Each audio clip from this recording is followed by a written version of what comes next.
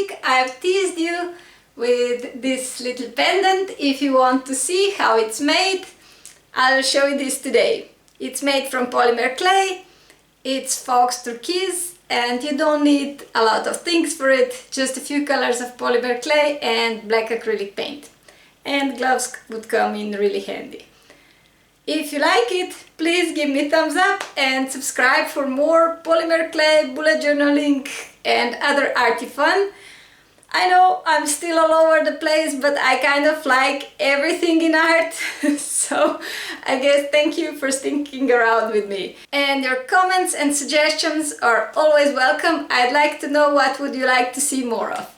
I really enjoy many crafts, so I have to find my way here still. But if you like what you see, stick around and subscribe to Very Arty Fairy.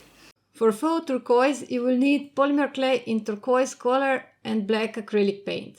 However, I had some scraps from different shades of transparent blue, turquoise and blue-green, so I chopped and mixed them all up. Now it's time to add the black acrylic paint. For this step, I highly recommend using gloves and working on a sheet of parchment paper that you can discard or use as a collage paper afterwards. It makes the cleanup so much easier. Rub the paint into the chopped pieces and then squeeze them together to form a ball.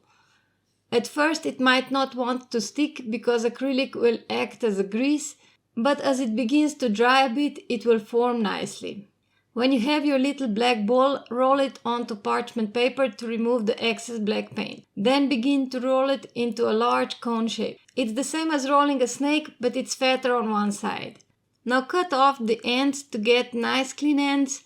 Roll off some more if needed, and then twist the cone from the narrow end into a spiral, but not all the way. Cut off the excess and shape another leg from the cut part. You can work in gloves the entire time, as I did, if you don't mind them, but if you want, you can remove them now. The paint is mainly dry and it's not so sticky anymore.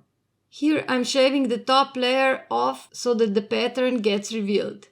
You could also just sand the entire thing once it's baked. Both methods work. If you decide to remove it now, shave only the very top layer in thin shavings. When you're happy with the revealed pattern, shape the elephant. Create an arch after the spiral for the trunk and attach a small log for the front legs. Pay attention to how firmly packed the piece is. If the clay is not pushed together enough, it might fall off after it's baked. I used a cuticle shaper for attaching the leg to the body and smearing all seams.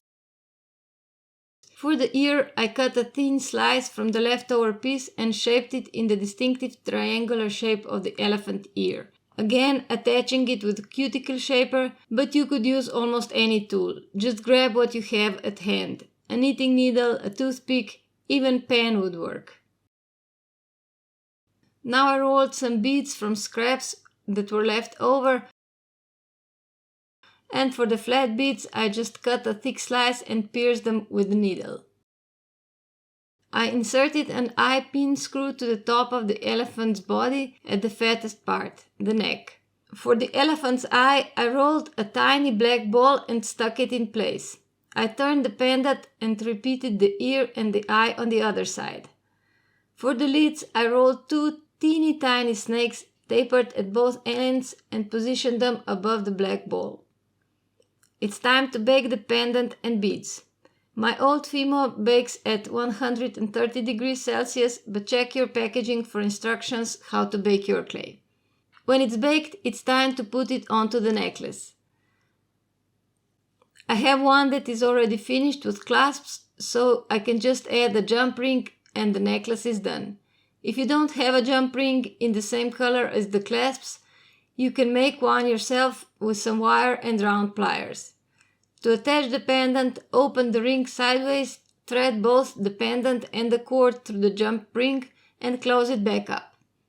If you want, you can sand the piece to give it a smoother finish and to reveal more of the texture underneath the surface. I find it easier to hold the pendant once it's already on the necklace, but of course you could do this step first and then attach it to the cord. Happy wearing! Thank you so much for watching. Summer is the perfect time for wearing jewelry, so I hope this helped. If you liked it, give it thumbs up and of course subscribe to Very Arty Fairy for more nature, art and other kind of fun. See you next week with something completely different. Bye bye!